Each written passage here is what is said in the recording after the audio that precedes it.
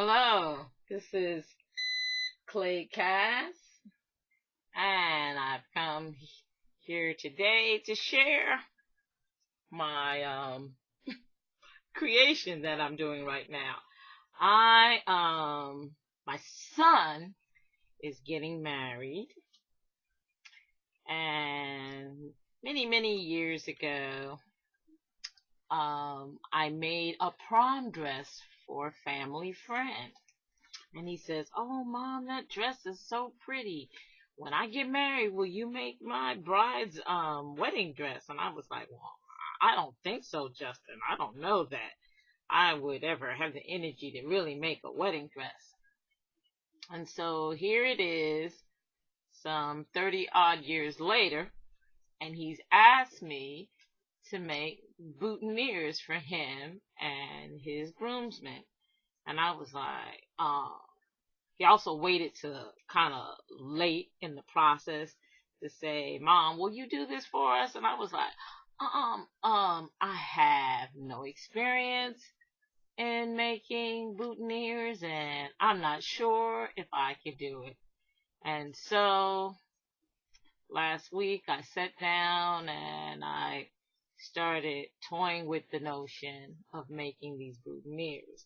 Matter of fact, I went to a little party store in my neighborhood and asked if they made boutonnieres, and the gentleman was like, "Nah, we don't make those." And I was like, "They make all these little trinkets for all these different little events, baby showers and whatever events, and even wedding showers and stuff, but they didn't make the boutonnieres for men." I was like, I'm a little surprised, but they had the silver flowers, and I don't have them.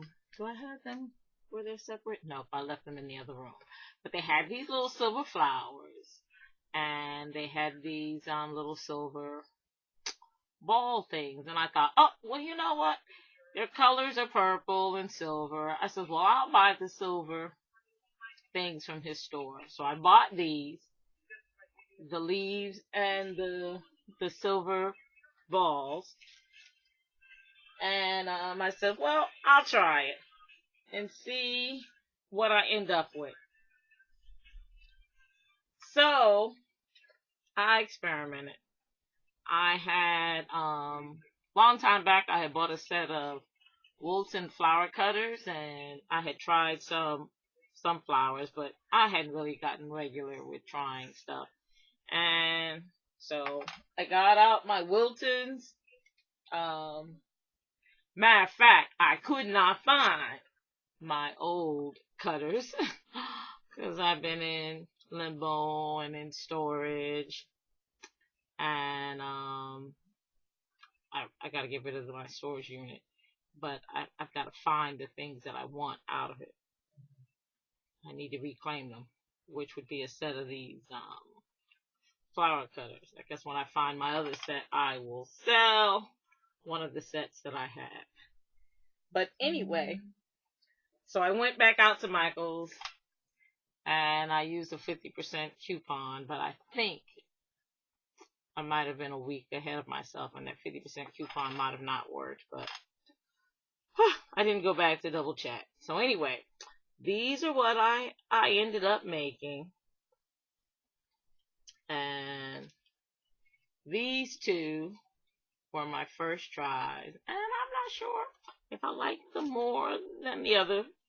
The other ones are kind of closed up a little more, but I don't know.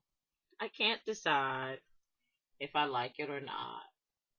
But these are, I believe I needed 5. I've got some leaves started over here that are cut out, and I thought I would just share with you the process of how I made these.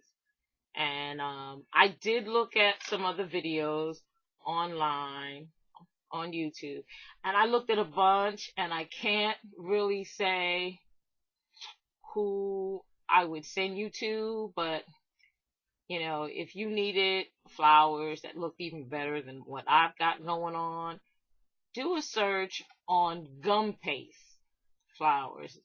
There are some folks who have made some polymer clay flowers like myself, but for tutorials or for the learning process for myself, I ended up going to what the cake decorators were doing, the gum paste classes.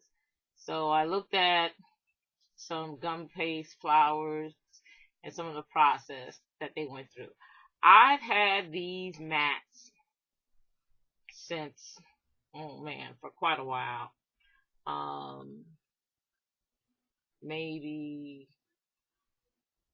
2008, 7, 8, 9 maybe. I've had these, and I believe I used this to make a dogwood flower from a tutorial that a paid tutorial that I had gotten from a young lady from Canada. So I had bought this set then and used that. But I've not really used many of the other pieces. I do have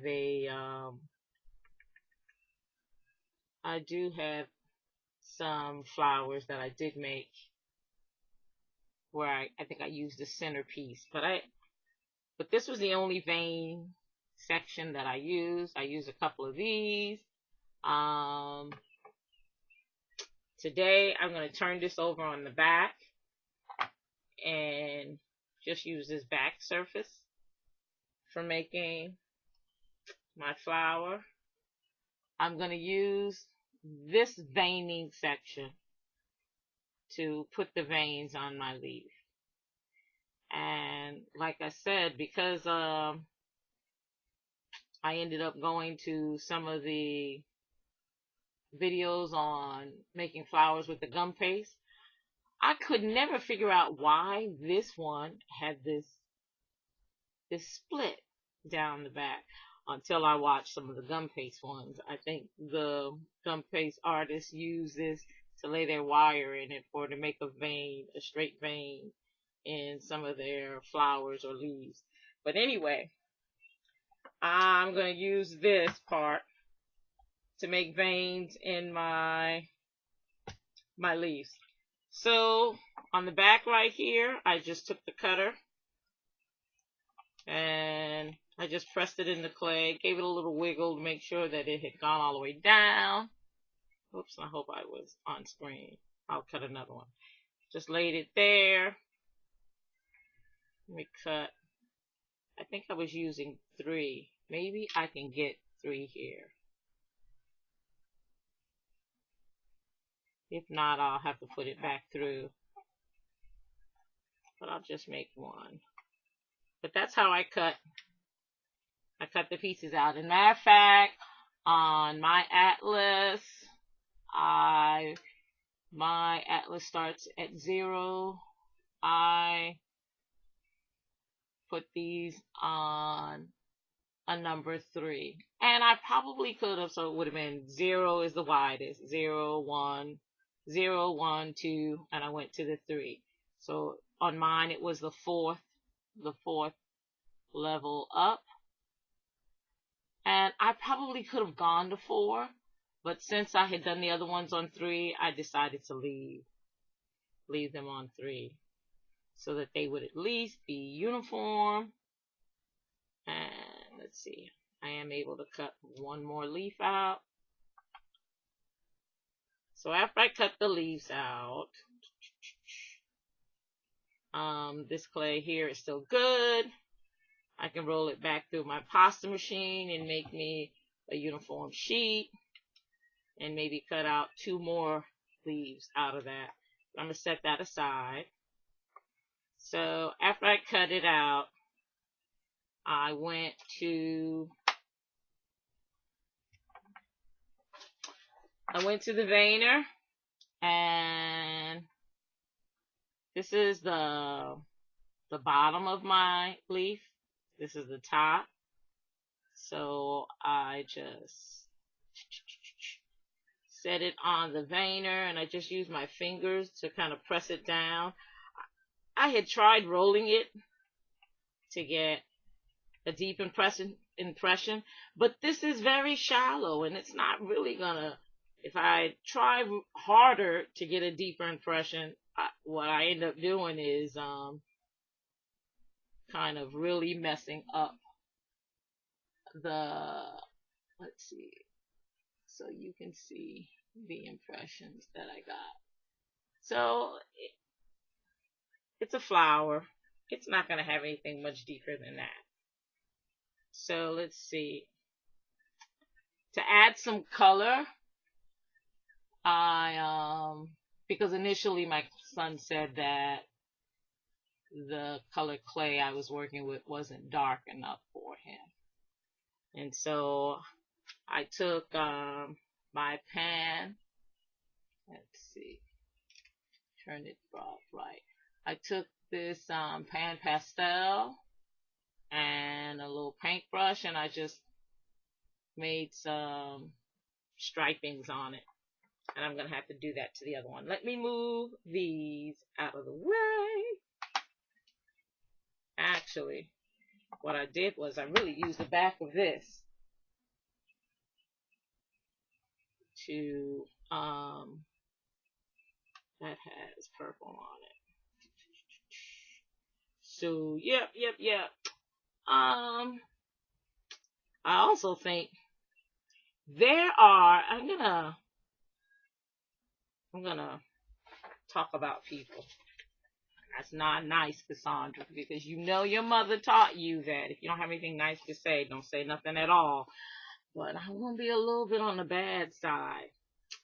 There are some wonderful clay artists out there who are truly, whoops, sorry, I knocked that over, who are truly extremely talented, and they come up with some of the most magnificent designs, and they are just beautiful. And these people, they tend to just think outside of the box, and they just keep being creative and creative and creative. And I watch their stuff and I go, wow, even for myself, I'm like awed at the wonderful things that they have created. And I appreciate the fact that they are willing to share. Some people are extremely creative and they're not willing to share. And I've been playing around with polymer clay for almost 30 years, because the first time I was introduced to polymer clay, I know my son who's getting married now. Ooh, Lord, girl. I always tell him he's fitting about his age, but he is 36. And when I first started dabbling in polymer clay, he was in diapers. At the babysitter. At Big Mama's. That's what we called her. Big Mama was his babysitter in Detroit, Michigan.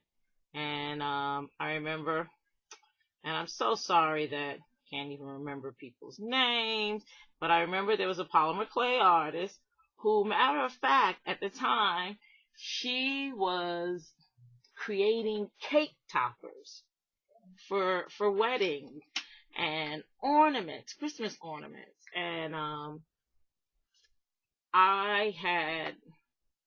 back then I was working for a company called Michigan Consolidated Gas Company.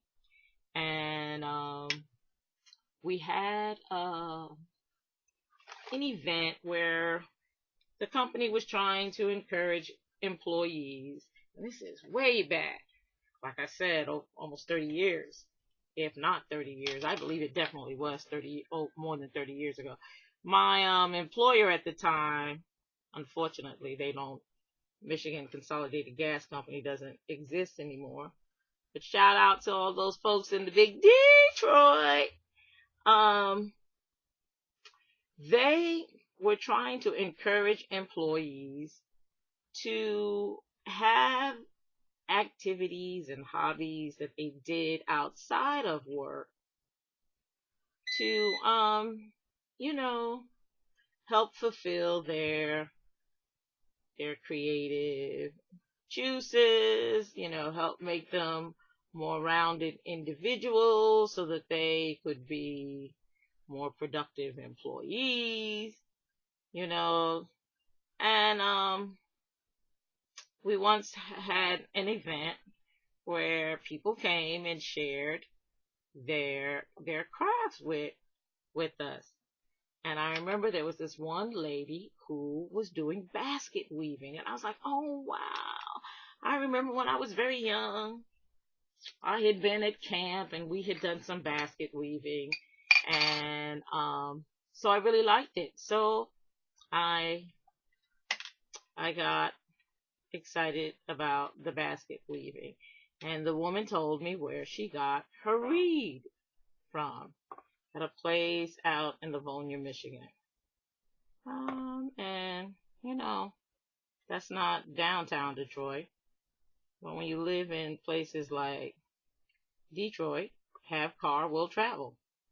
So one day I drove way out to this place in Livonia, Michigan, and bought some reed to do some basket weaving.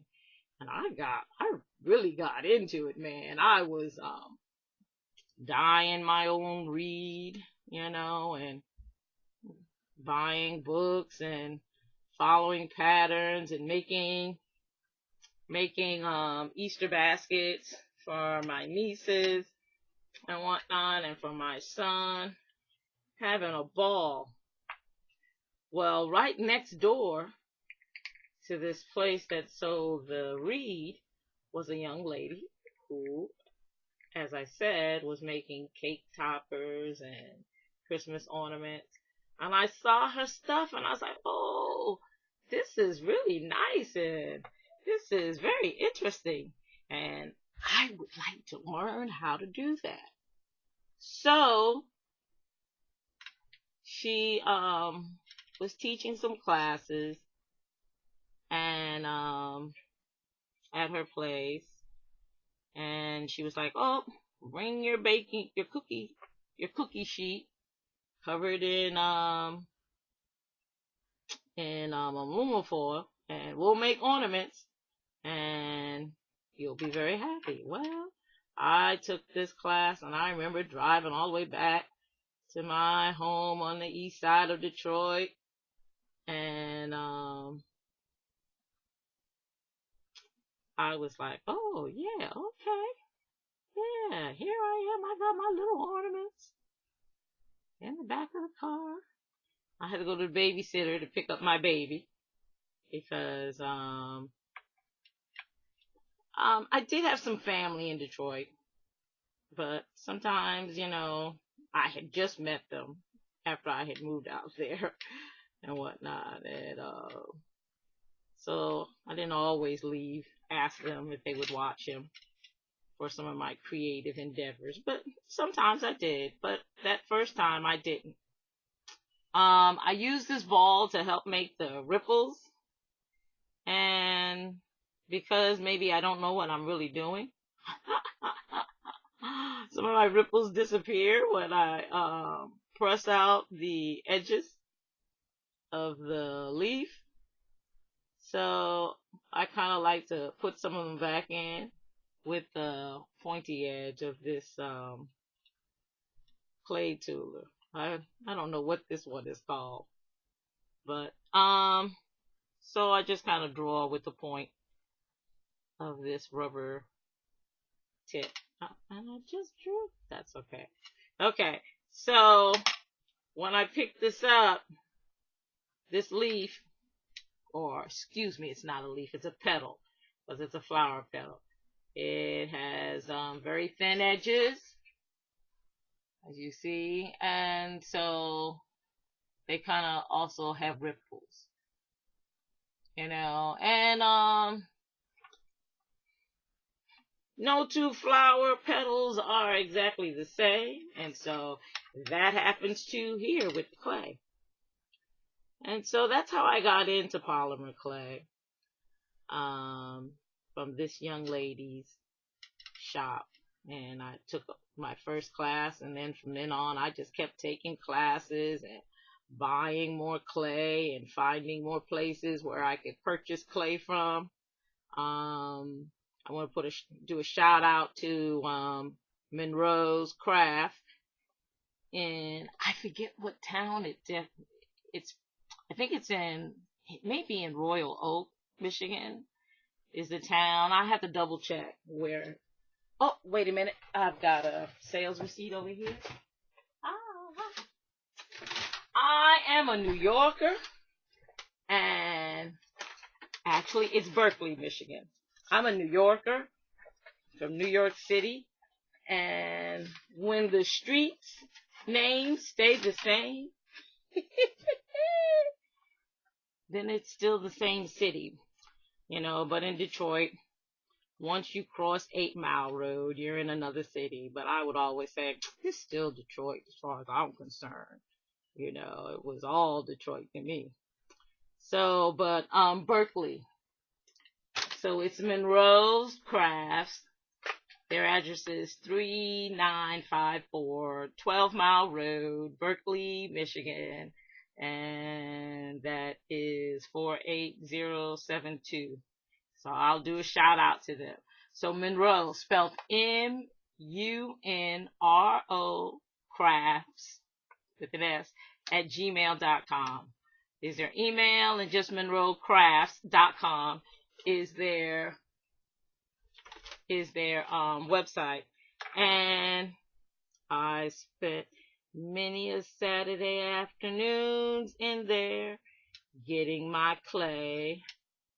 And matter of fact, some of this purple clay I bought from them back.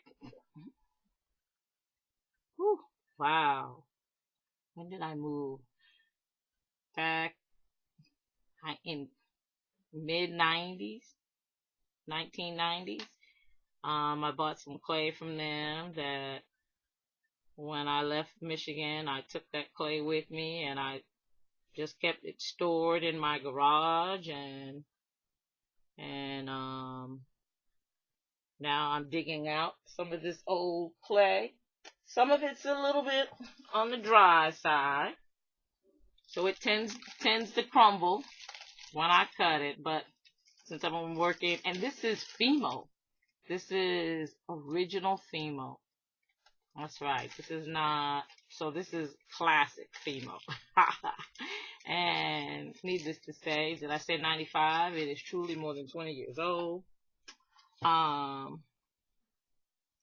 And so old polymer clay, you don't ever have to throw it out, as long as it has not been exposed to heat and it has not begun to cure. The clay is good. So that's where I used to go to get my clay, and I've been claying ever since. But that was my favorite, especially when I lived in Michigan. That was my favorite source for polymer clay. Michael's was barely. Back then, Michael's was maybe just beginning to do some stuff. Matter of fact, in Michigan, my first craft store for clay was a place called Frank's Nursery and Crafts. And I love that place, because that's where I first started getting my clay from. And then later on, as I said, I started getting it from Monroe's. And I only started shopping at Michael's after I left Michigan, because then that was the only place, Michael's was the only place I could find to get polymer clay. Matter of fact, I was so glad that when I first left Michigan that I had my own clay from Michigan, because initially the town that I moved to, Salisbury, Maryland, did not have a Michaels. And boy, were we excited when the Michaels did come to town. I remember my sister worked for the Michaels when they first opened up. She did set up for that store. Okay, so now that I've kind of rippled up my leaves, what I decided to do was I took a knitting needle that I had, and matter of fact, I think I used this size, which was a little smaller. It's not as straight as the other one, but that's okay. I took the knitting needle, and I decided which leaf I wanted to be in the center. And I wrapped it around. And I just kind of wrapped the clay around. I've got, as you saw, I have some pan pastel on the clay. And I also have some Pearl-Ex. So I have to kind of work on making it stay. So let's see. So as I was saying, so some people are very creative and they come up with things. Well, sometimes I personally end up having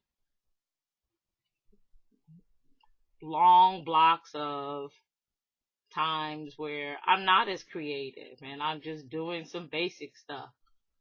I'm hoping some of my old creative juices will come out this year in 2020. I'm looking to have more opportunities where I am being creative, like making these boutonnieres. But as I was saying, some people are very creative, and I thank them for being willing to share their creativity. So you're sharing your creativity. People are going to see it, and some people are going to remember that they saw it from you, and some people aren't going to remember that they saw it from you. But if you were willing to share it, then I think sometimes as an artist, you need to be a gracious artist and not try to call people out for they didn't give me credit, and do they think I'm stupid when they copying my designs or whatnot. And I'm like, people like myself, we've been out. Some people have been out here playing. I tore that. But I'm not going to worry about that. I'm just going to, like I said, no leaf is perfect. Perfect. I'm just going to try to. And let's see. I don't have my baking form. And so let's see. I am missing my little container that I bake in. But what I tried to do is I put the clay, my little flowers, I put them in a container. And I always bake at 275 in my oven. And I bake in a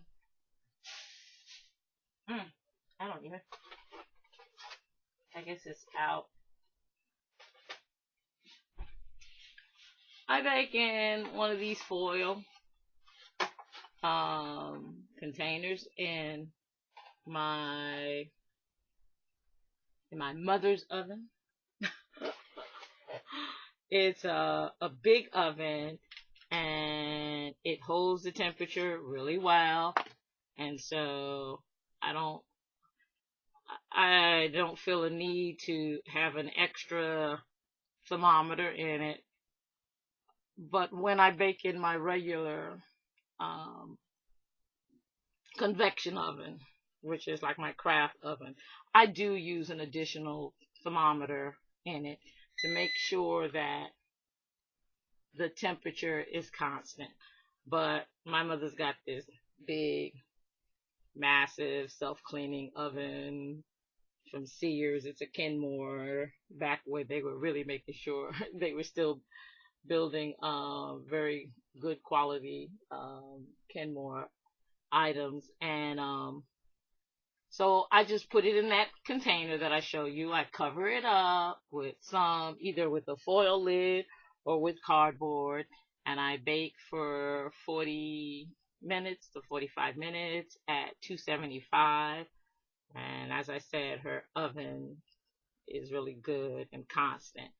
And when they come out, they look like this. And I wish I had not wrapped this around, but here, I'll unwrap it. But really all I did was, because you see I have it on the on a knitting needle, and I have to get some floral tape.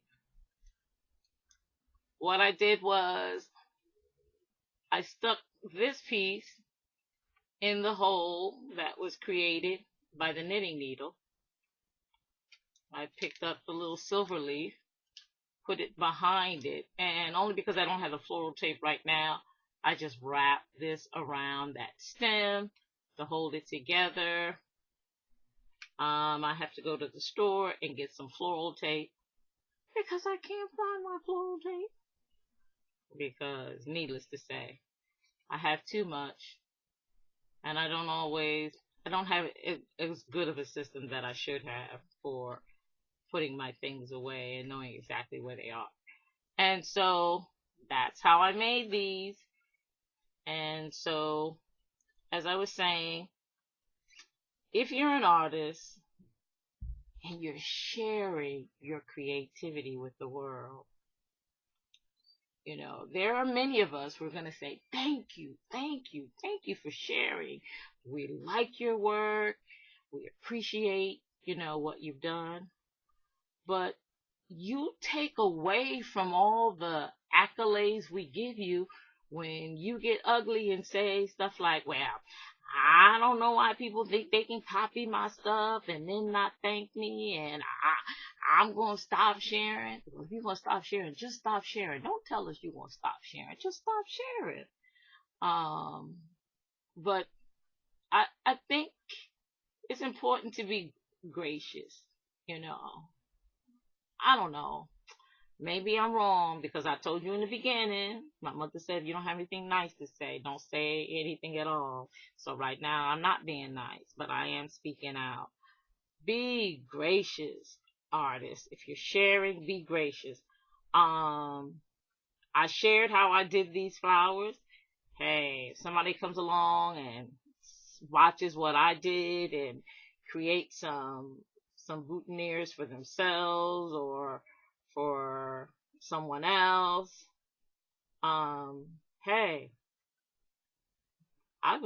my gift was I figured out one way to create something I needed and something I wanted. So I created it and I shared with you guys how I created it.